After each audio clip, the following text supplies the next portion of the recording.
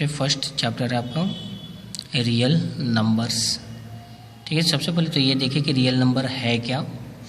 तो numbers whose square is a non negative और simply positive integer that is called real numbers. मतलब कि कोई भी नंबर जिसका स्क्वायर किया जाए तो एक पॉजिटिव इंटीजर ऑब्टेंड हो। ठीक है, तो कोई भी नंबर जिसका स्क्वायर करने पर एक पॉजिटिव इंटीजर आए वो सभी हमारे एज ए रियल नंबर के रूप में क्लासीफाई किए जाते हैं। जैसे 2 -5 √3 -√3 2/5 -3/7 इन सभी नंबर्स का अगर हम स्क्वायर करते हैं तो सभी पॉजिटिव इंटीजर्स के रूप में कन्वर्ट होते हैं।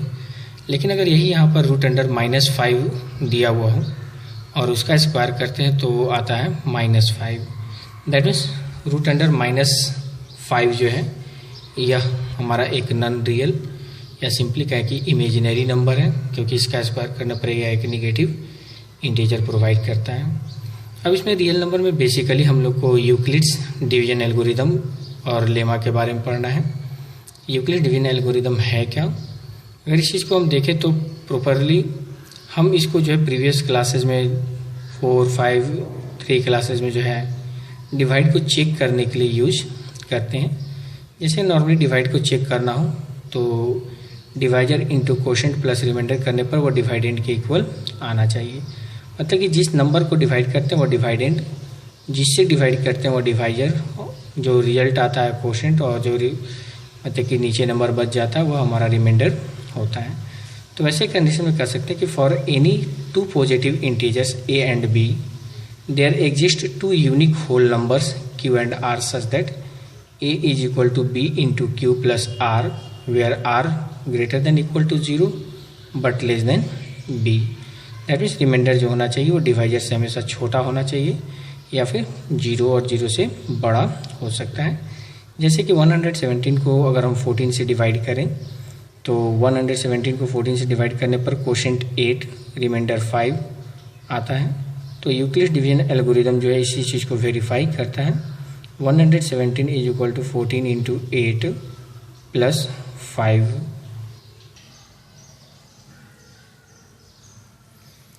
ठीक है, अब इसमें कि कुछ प्रीवियस टॉपिक्स का रिवीजन हम देखें।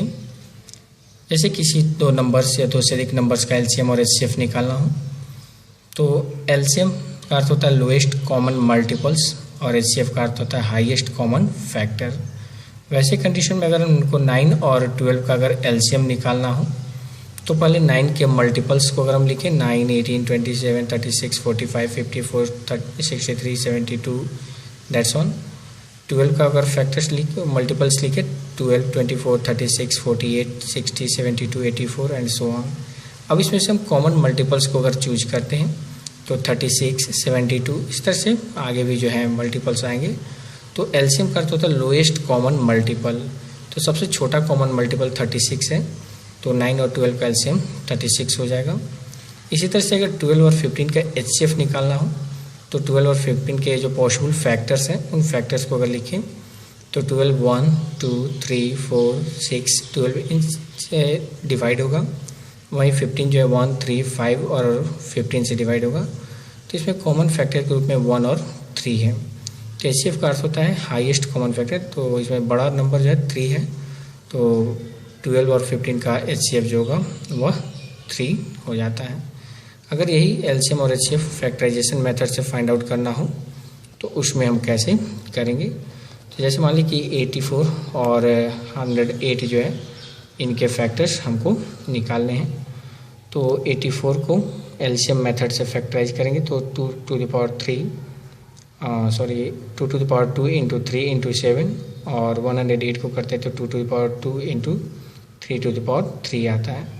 तो HCF of 84 and 108 is equal to, इसमें करेंगे क्या कि जो कॉमन फैक्टर हैं उन common factor with lowest power लेंगे। तो दोनों के फैक्टर्स में 2 और 3 कॉमन है, तो 2 का लोएस्ट पावर दोनों में 2 है और 3 का लोएस्ट पावर 1 है। तो 2 to the power 2 इंटू 3, तो ये हो जाएगा 12। और एलसीएम के लिए all factors with highest power, जितने भी फैक्टर्स हैं सारे फैक्टर को इंक्लूड करेंगे विथ हाईएस्ट पावर। तो 2 है, 3 है, 7 है 2 का हाईएस्ट पावर 2, 3 का हाईएस्ट पावर 3 और 7 का हाईएस्ट पावर 1 है। इन सबको मल्टीप्लाई करते हैं तो 756 एज अ एलसीएम के रूप में आता है। तो ये हो गया एलसीएम और एचसीएफ निकालना, जो कि ऑलरेडी आप प्रीवियस क्लासेस में पढ़े हुए हैं। अब इसमें कि एलसीएम और एचसीएफ निकालेंगे कब, कहाँ। तो जैसे कि एलसीएम जो होता है, जितने भी नंबर्स दिए हुए हैं उन सभी नंबर से डिविजिबल होता है, मतलब कि जो गिवन नंबर है उन नंबर से एलसीएम को प्रॉपर्ली डिवाइड किया जा सकता है। और डिवाइड किया जा सकता है इसका अर्थ है कि एलसीएम जो होगा उन सभी नंबर से बड़ा होगा या उसमें जो ग्रेटर नंबर होगा उसके इक्वल हो सकता है, मतलब कि एलसीएम उन सभी नंबर से लार्जेस्ट होता है। वहीं एचसीएफ जो है, जितने भी नंबर का एचसीएफ निकालते हैं वे सभी नंबर एचसीएफ से डिविजिबल होते हैं, इसलिए एचसीएफ जो होगा उन सभी नंबर से स्मॉलर होगा, लोएस्ट होगा, या फिर जो सबसे स्मॉलर नंबर होगा उसके इक्विवेलेंट होता है। तो जैसे इसमें मान लीजिए कि अगर 3 पर्सन्स या 3 ऑब्जेक्ट्स ए बी सी हो, जो एक स्टेप में 15 मीटर, दूसरे बी जो है ए 12 मीटर, बी 15 मीटर और सी 18 मीटर चलता हो, अगर तीनों एक समय पर वह चलना शुरू करें तो फिर वह कितने डिस्टेंस के बाद वह एक दूसरे से मिलेंगे। तो डेफिनेटली कि ए जो है 12, 24, 36, 48 इस तरह से करते हुए जाएगा, तो बी जो है 15, 30, 45, 60 करते हुए आगे बढ़ेगा, तो 18, सी जो है 18, 36, 54 इस तरह से करते हुए बढ़े। तो एक ऐसा नंबर इसमें हमको कॉमन लेना होगा जो इस तीनों में जाकर के कहीं ना कहीं मैच करे। तो डेफिनेटली कि वो तीनों नंबर जो है उनसे वो बड़ा नंबर होना चाहिए। तो ऐसी स्थिति में हम लोग वहाँ पर एलसीएम फाइंड आउट करेंगे। तो जहाँ भी क्वेश्चंस दिया हुआ हो उसमें हम यह डिसाइड करेंगे कि जो नंबर्स एज ए रिजल्ट के रूप में आएगा वह उन सभी नंबर से छोटा होगा या बड़ा होगा। छोटा हुआ तो एचसीएफ निकालेंगे और बड़ा होना चाहिए तो एलसीएम निकालेंगे। ठीक है, अब इसमें कि डिवीजन मेथड से, लॉन्ग डिवीजन मेथड से एचसीएफ निकालना। जैसे मान ली कि 84 और 108 का एचसीएफ निकालना है, तो स्मॉलेस्ट नंबर से जो है लार्जर नंबर को डिवाइड करते हैं। जैसे 84 से 108 को डिवाइड करते हैं तो 1 टाइम्स में करेंगे 84, रिमाइंडर आएगा 24। तो 84 से डिवाइड करने पर 24 एज ए रिमाइंडर आया। अब ऊपर कोई नंबर नहीं को हम कैरी करें, तो अब इस रिमाइंडर से प्रीवियस डिवाइजर को डिवाइड करेंगे। दैट मीन्स 84 को 24 से डिवाइड करेंगे तो 24 3 जा 72 हुआ, तो रिमाइंडर इसमें भी 12 आया। 12 24 से स्मॉलर है, तो अब इस रिमाइंडर से प्रीवियस मतलब कि डिवाइजर जो है उसको डिवाइड करेंगे। दैट मीन्स 12 से 24 को डिवाइड करेंगे तो 12 2 जा 24 हुआ। तो इस तरह से यह नंबर हमारा फाइनल डिवीजर के रूप में जो है 12 आता है। तो लास्ट जो डिवाइजर जिसके लिए रिमाइंडर 0 हो वही हमारा एचसीएफ होता है। तो यहाँ 108 और 84 जो है इसका एचसीएफ 12 हो जाएगा। इसी डिवीजन एल्गोरिदम को या जो ये लॉन्ग डिवीजन मेथड है इसको step by step Euclid's postulates पर, यूक्लिड्स लेमा पर बैठाते हैं, तो वह यूक्लिड डिवीजन एल्गोरिदम के थ्रू एचसीएफ निकालना होगा। जैसे कि फर्स्ट स्टेप में 108 को 84 से डिवाइड किया गया है, तो on dividing 108 by 84 using Euclid's algorithm 108 is equal to 84 into 1 plus 24 where remainder is not equal to 0. Again we divide 84 by 24, उसके बाद 84 को 24 से डिवाइड किया गया है, तो again on dividing 84 by 24 we get 84 is equal to 24 into 3 plus 12। यहाँ भी remainder does not equal to 0, remainder 0 नहीं है। तो चूँकि ये प्रोसेस और भी आगे ले जाना है तो उसके बाद स्टेटमेंट में हम सीधे सिमिलरली लिख करके कर सकते हैं। सिमिलरली नेक्स्ट स्टेप में 24 को 12 से डिवाइड किया गया है, तो 24 is equal to 12 into 2 plus 0। यहाँ पर आने के बाद रिमाइंडर जो हमारा 0 हो जाता है। तो कह सकते हैं कि for divisor is equal to 2 remainder equal to 0। Divisor 12 लेने पर रिमाइंडर जो हमारा 0 हो रहा है, तो HCF of 84 and 108 is equal to 12। तो यूक्लिड्स डिवीजन एल्गोरिदम के थ्रू जो है एचसीएफ निकालना, तो पहले लॉन्ग डिवीजन मेथड के थ्रू एचसीएफ निकालेंगे और उसके हर स्टेप को जो है एल्गोरिदम पर बैठाएंगे। अब इसमें कि अगर दो नंबर्स दिए हुए हों तो उनके एलसीएम एचसीएफ और उन दोनों नंबर के बीच क्या रिलेशन होगा। तो जैसे कि हम जानते हैं कि product of both number is equal to product of their LCM and HCF. That means first number into second number is equal to LCM into HCF. दोनों नंबर का प्रोडक्ट जो होगा उसके एलसीएम और एचसीएफ के प्रोडक्ट के equal होता है। वैसे कंडीशन में अगर दोनों नंबर और एचसीएफ मालूम हो तो एलसीएम निकालने के लिए first number into second number by HCF निकालना तो first number into second number by LCM, और सेकेंड नंबर निकालना हो तो LCM into HCF by first number. ठीक, तो ये सब रिलेशंस का यूज शॉर्ट क्वेश्चंस बनाने में करना पड़ सकता है। अब इसमें कि प्राइम फैक्टराइजेशन जो है अगर उसका ट्री स्ट्रक्चर बनाना हो, जैसे 84 है तो सबसे स्मॉलेस्ट प्राइम नंबर से डिवाइड करना शुरू करेंगे। तो जैसे कि 2 से डिविजिबल है तो 2 इंटू 42, फिर 42 को करेंगे तो 2 इंटू 21, फिर 21 को करेंगे तो 3 इंटू 7, और ये दोनों फाइनली हमारा प्राइम नंबर्स हैं, इसलिए आगे इसमें स्टेप नहीं होगा। तो इस तरह से ट्री स्ट्रक्चर दे सकता है और उसमें कुछ मिसिंग टर्म देगा, उन मिसिंग टर्म को आपको फाइंड आउट करना होगा। ठीक है, तो इस तरह से एलसीएम, एचसीएफ और यूक्लिड्स एल्गोरिदम बेसिस जो है एचसीएफ फाइंड करना, ये सब इसमें किया जा सकता है। अब इसमें हम देखेंगे कि यूक्लिड्स एल्गोरिदम का और क्वेश्चंस में कैसे हम यूज करेंगे। तो जैसे मान ली कि कोई भी नंबर पैटर्न्स दिया हुआ हो, उन नंबर पैटर्न्स में हमको ये डिसाइड करना कि वह इवन है या फिर ऑड है, तो कैसे करेंगे। तो नॉर्मली देखिए कोई भी अगर हम इवन नंबर को लेते हैं तो वह बेसिकली 2 का मल्टीपल होता है, और ऑड नंबर जो होते हैं वह 2 के मल्टीपल्स में 1 ऐड करने पर आता है। जैसे कि ऊपर 5 है तो उसको हम 2 इंटू 2 प्लस 1 लिख सकते हैं, 11 है तो 2 इंटू 5 प्लस 1 लिखा जा सकता है, 4 है तो 2 इंटू 2, 18 है तो 2 इंटू 9। मतलब कि इवन हमेशा 2 का मल्टीपल होता है, और बेसिकली कोई भी नंबर्स हैं वो या तो इवन होगा या फिर ऑड होगा। तो जो इवन नहीं होगा वो ऑड होगा। तो मान लीजिए जैसे सेकंड नंबर आपका एग्जांपल्स जो है उसमें हमको वेरीफाई करना है कि 2q के फॉर्म में जो नंबर होगा वह इवन होगा, और 2q प्लस 1 के फॉर्म में जो होगा वह ऑड होगा। तो करते क्या है कि let a be any positive integers then on dividing a by 2, चूँकि इवन नंबर शो करना है इसलिए 2 से डिवाइड करेंगे। Let q be quotient and r be remainder, चूँकि हमको पैटर्न जो है 2q और 2q प्लस 1 है तो उसमें 2 एज ए कोफिशिएंट है, इसलिए यहाँ 2 से डिवाइड करते हैं। जहाँ पर जो कोफिशिएंट्स नंबर होगा उसी नंबर से डिवाइड करेंगे। Then by Euclid's division lemma a is equal to 2 into q plus r, where r greater than equal to 0 but less than 2। इस कंडीशन में r का वैल्यू जो है 0 और 1 दो हो सकता है। इन दोनों वैल्यू को बारी बारी से इसमें अगर हम रखें तो a is equal to 2q plus 0 आता है, जिसको हम 2 इंटू क्यू लिख सकते हैं, और दूसरा 1 अगर रखें तो a is equal to 2q plus 1। तो क्लियरली 2 इंटू क्यू के फॉर्म में है फर्स्ट नंबर तो वह इवन होगा। तो clearly 2q is an even integer.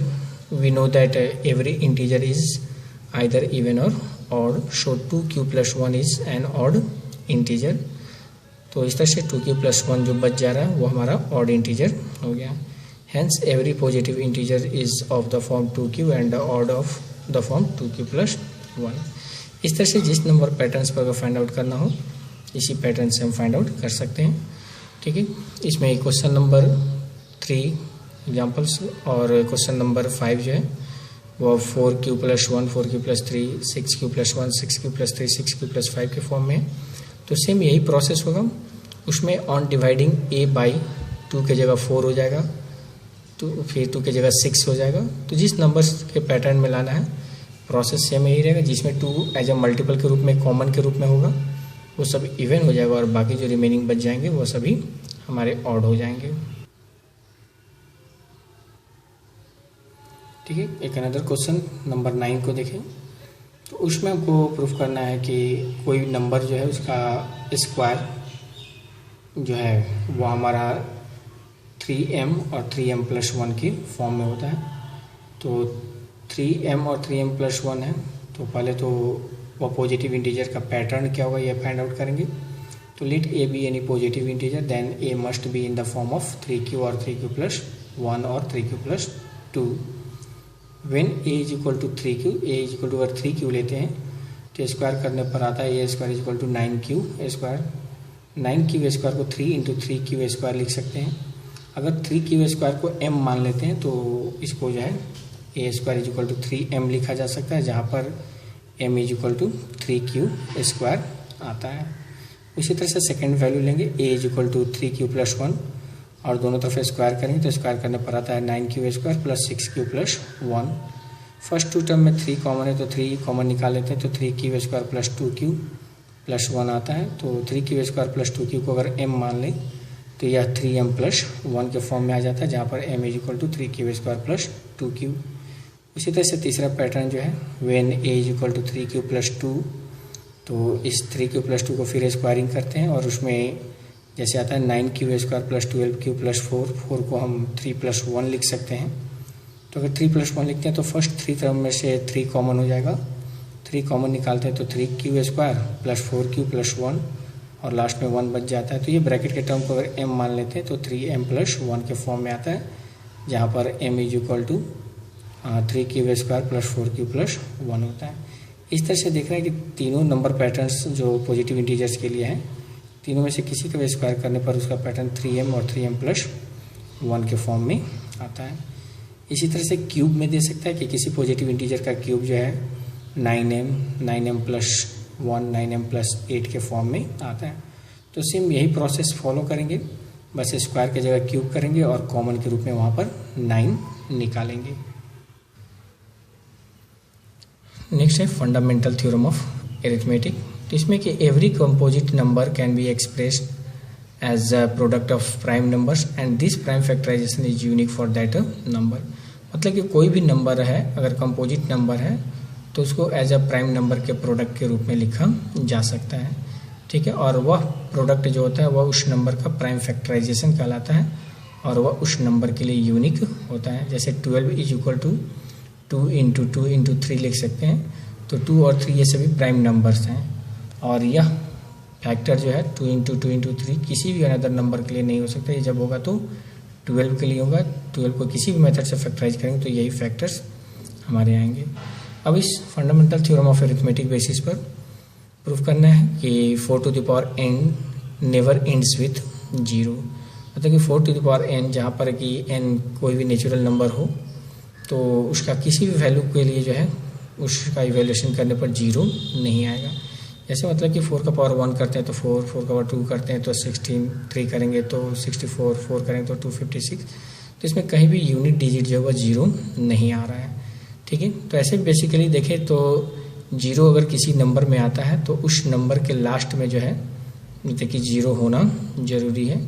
अगर नंबर में 0 नहीं होगा तो उसका कोई भी पावर करेंगे तो उसमें 0 नहीं होगा।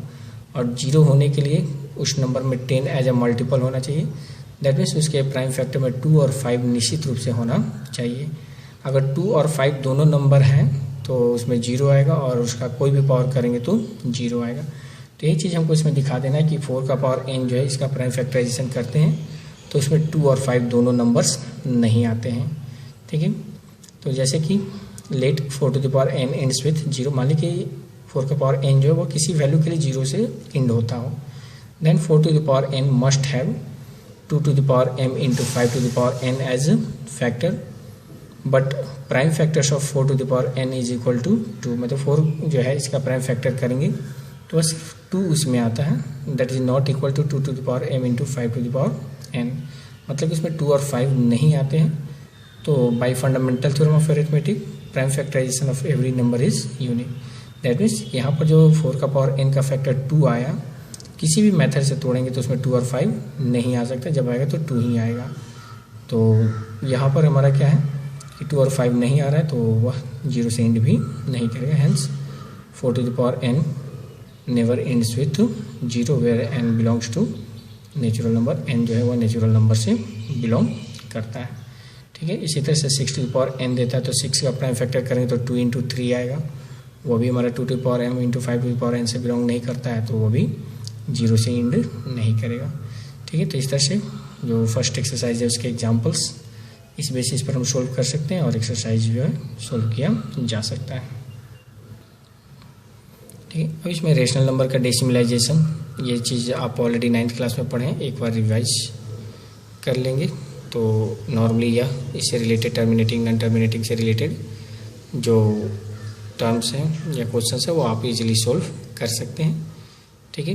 मतलब कि इसमें नंबर्स दिया हुआ हो तो टर्मिनेटिंग है या रिपीटिंग है ये चीज़ डिफाइन करना। तो टर्मिनेटिंग के लिए जैसे कि आप ऑलरेडी पढ़े हैं कि डिनोमिनेटर का प्राइम फैक्टर करने पर 2 और 5 के फॉर्म में आना चाहिए। 2 और 5 के अलावा कोई भी नंबर आएगा तो वह प्राइम जो मतलब कि फ्रैक्शन दिया हुआ है वह रेशनल नंबर टर्मिनेटिंग में कन्वर्ट नहीं होगा।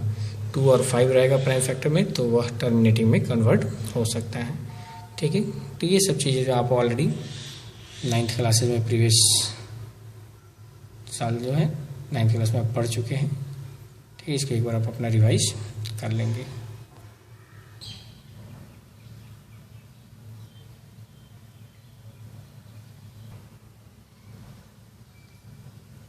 तो इसमें irrational number whose decimal expression is non terminating non repeating decimals are called irrational number। मतलब कोई भी नंबर जिसको डेसिमल में कन्वर्ट करें, डेसिमल में एक्सप्रेस करें तो वह नॉन टर्मिनेटिंग नॉन रिपीटिंग मतलब ना तो टर्मिनेट करे ना पूरा कटे और न ही उसमें डिजिट से रिपीट हो, तो उसको हम लोग एज ए इरेशनल नंबर कहते हैं।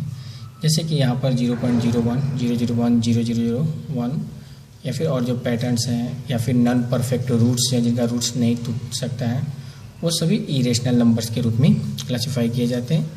पाई खुद भी जो है एक इरेशनल नंबर है, क्योंकि पाई का वैल्यू अभी तक मिलियंस ऑफ डिजिट तक निकाले जा चुके हैं लेकिन कहीं भी एंड नहीं करता है। अब इसमें एक डिफरेंट पैटर्न्स में नंबर दिए हुए हों और उसको इरेशनल अगर प्रूफ करना हो तो कैसे करेंगे। जैसे कि मान लें कि √x के फॉर्म में कोई भी नंबर हो, इरेशनल प्रूफ करना हो तो कैसे करेंगे। जैसे कि show that √2 is an irrational, √2 को एज इरेशनल प्रूफ करना है। Let √2 is a rational number, then √2 is equal to p/q। इसको रेशनल नंबर के फॉर्म p/q के फॉर्म में लिखते हैं, जहाँ पर p और q जो है वह सिंपलेस्ट फॉर्म में, दैट मीन p और q का HCF 1 है, p और q किसी से नहीं डिविजिबल है। ठीक है, दोनों तरफ स्क्वायरिंग करने पर 2 इज इक्वल टू p² हुआ। q² को लेफ्ट साइड में लाएंगे तो 2 से मल्टीप्लाई हो जाएगा, तो p² is equal to 2 into q² हो जाता है। इसको हम फर्स्ट इक्वेशन ले लें तो जैसे कि p² जो है अगर 2 को इस साइड लाते हैं तो p²/2 is equal to q² आएगा। इसका अर्थ हो गया कि 2 p² को कंप्लीट डिवाइड करता है। तो अगर p² 2 से डिविजिबल है, एक प्राइम नंबर से डिविजिबल है, तो p भी जो होगा वह प्राइम नंबर से डिवाइड होगा, that means 2 also divides p। ठीक है, अब इसमें q के नेचर को फाइंड आउट करते हैं। तो चूंकि p जो है वह 2 से डिविजिबल है, इसलिए p is equal to 2m अगर हम मान लें तो p² is equal to 4m²। p² का वैल्यू फर्स्ट इक्वेशन से रखेंगे तो 2q² is equal to 4m², दोनों तरफ से 2 से कटा देने पर q² is equal to 2m²। तो यहाँ भी फिर वही फॉर्म आता है, q²/2 करेंगे तो इक्वल टू m² आएगा, that means 2 divides q², then 2 also divides q। q² अगर 2 से डिविजिबल है तो q भी जो है 2 से डिविजिबल होगा। तो यहाँ देखिए कि p भी 2 से कट जाने वाला है, q भी 2 से कट जाने वाला है, जबकि हम शुरू में लेकर चले हैं कि p और q 1 के अलावा किसी और नंबर से डिविजिबल नहीं होगा। तो इसका मतलब कि ऊपर जो स्टेटमेंट हम माने वह गलत है, क्योंकि उस चीज़ को प्रूफ कर रहे हैं तो वहाँ 1 नहीं आ रहा है, वहाँ पर आ रहा है कि 2 जो है उन दोनों का कॉमन मल्टीपल है, दैट मीन 2 से दोनों नंबर्स कट सकते हैं। तो this contradicts our assumption √2 is rational. √2 को रेशनल मान करके जो ये सारे प्रोसेस हम किए यह गलत हो रहा है। इसका मतलब कि √2 जो रेशनल माने यह हमारा रॉन्ग है, तो रॉन्ग है तो रेशनल अगर नहीं है तो इरेशनल होगा, that means √2 is an irrational number. तो सिंगल अगर कोई टर्म रूट में हो इरेशनल प्रूफ करना हो तो ये प्रोसेस हम फॉलो करेंगे। अगर यही एक रेशनल और एक इरेशनल या आपका प्रोडक्ट में हो तो उसमें क्या करेंगे, जैसे कि so that 2√3 is an irrational number. तो इसमें करेंगे let 2√3 is a rational number, then 2√3 is equal to p/q, जिसमें कि p और q दोनों ही नॉन जीरो इंटीजर्स है, तो दोनों में से कोई भी जीरो नहीं है। 2 मल्टीप्लाई में इस साइड लाएंगे तो डिवाइड में हो जाएगा, √3 इज इक्वल टू p/2q हो गया। तो p/2q, तो q में 2 से मल्टीप्लाई कर रहे हैं तो जब q जीरो नहीं है तो 2q भी जीरो नहीं होगा, that means here p and 2q are non zero integers. तो 2 नॉन जीरो इंटीजर्स का फ्रैक्शन जो होता है वो हमेशा रेशनल नंबर होता है, then p/2q is a rational number. तो जब p/2q रेशनल नंबर है और उसके इक्वल √3 है तो √3 is also a rational number. तो फिर हम ऊपर जो है पहले प्रूफ कर चुके हैं कि √3 जो नंबर्स हैं वो सभी हमारे इरेशनल होते हैं। तो this contradicts that √3 is an irrational. This contradiction arises by assuming 2√3 is a rational. That means कि अगर यह 2√3 जो है रेशनल का कंट्राडिक्शन हो रहा है, इसका अर्थ है कि यह नंबर जो है वो अगर रेशनल नहीं है तो ठीक है, अगर रेशनल नहीं है तो 2√3 इरेशनल होगा. इसी तरह से अगर एक रेशनल और एक इरेशनल जो है वह प्लस माइनस में दिया हुआ हो, जैसे prove that 2 + √3 is an irrational, तो let 2 + √3 is a rational, also 2 is a rational number. 2 + √3 जो है वह एक रेशनल है और इसमें रेशनल पार्ट 2 जो है वह तो ऑलरेडी रेशनल है. तो अब इन दोनों में ऐसा प्रोसेस करना है, प्लस या माइनस करके जो है रेशनल पार्ट को हमको एलिमिनेट करना है, कटा देना है. तो जैसे 2 + √3 - 2 अगर करते हैं तो 2 से 2 कैंसिल हो जाएगा. तो 2 + √3 - 2 इज अ रेशनल. या रेशनल होगा क्योंकि दो रेशनल नंबर का डिफरेंस भी एक रेशनल नंबर होता है. तो 2 से 2 कट जाएगा तो √3 इज अ रेशनल नंबर. √3 जो होगा एक रेशनल नंबर हो गया. But we know that √3 is an irrational number. लेकिन हम लोग प्रूफ कर चुके हैं कि √3 एक इरेशनल नंबर है. तो this contradiction arises by assuming 2 + √3 as a rational. Hence 2 + √3 is an irrational. जब वो रेशनल नहीं है तो इरेशनल नंबर होगा. अब इसी में है कि जैसे कि मल्टीपल्स वाले में हम देखें कि 2√3 को रेशनल प्रूफ करना, तो इसी को एक अनदर मेथड से भी प्रूफ कर सकते हैं.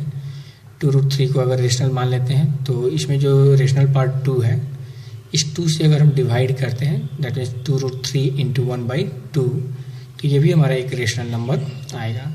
इसलिए 2√3 × 1/2 इज अ रेशनल, क्योंकि product of 2 rational is a rational. 2 rational number का प्रोडक्ट भी एक रेशनल होता है. तो 2 से 2 कट जाएगा, बच जाएगा √3. तो √3 is a rational. But we know that √3 is an irrational. लेकिन हम जानते हैं कि √3 क्या है, एक इरेशनल नंबर है. This contradiction arises by assuming 2√3 is a rational. 2√3 को रेशनल माने जिसके चलते ये प्रॉब्लम्स आया. दैट मीन्स कि 2√3 जो है रेशनल नहीं है. Hence 2√3 is an irrational. ठीक है. तो इस तरह से कोई भी नंबर सिंगल रूट में हो, रेशनल के साथ प्लस और माइनस में हो, या फिर प्रोडक्ट में हो, इसको हम लोग इरेशनल वेरीफाई कर सकते हैं.